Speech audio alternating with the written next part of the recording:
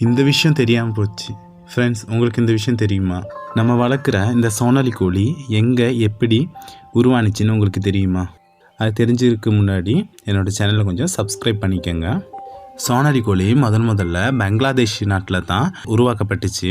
இது எதுக்கு உருவாக்கப்பட்டுச்சுன்னா வில்லேஜ் விவசாயிங்களுக்கு கொஞ்சம் இன்கம் அதிகமாக சம்பாதிக்கிறதுக்கு வேண்டி தான் இது உருவாக்கப்பட்டுச்சு.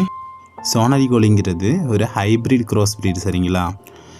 அப்படின்னா நல்லா க்ரோத்தும் எக்கும் கொடுக்குற ஒரு கோழியையும் இந்த நோய் எதிர்ப்பு சக்தியும் எல்லா கிளைமேட்டுக்கும் அடாப்ட் ஆகிற மாதிரி இருக்க ஒரு கோழியையும் எடுத்துட்டு அதோட 2 குணங்கள் இருக்குல்ல, அதை வச்சு ஒரு புது ப்ரீடை க்ரியேட் பண்ணது தான் நம்ம சோனாலி கோழி.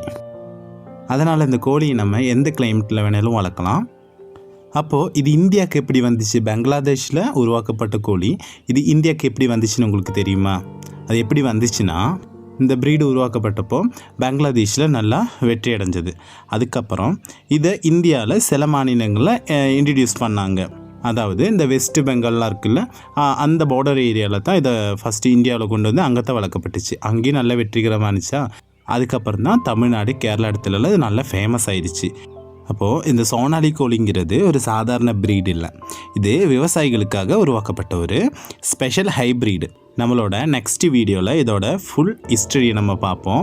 நான் இந்த வீடியோவில் சொல்லப்பட்ட கருத்து உங்களுக்கு பிடிச்சிருந்துச்சுன்னா என்னோடய சேனலை சப்ஸ்கிரைப் பண்ணுங்கள், சப்போர்ட் பண்ணுங்கள் ஃப்ரெண்ட்ஸ்.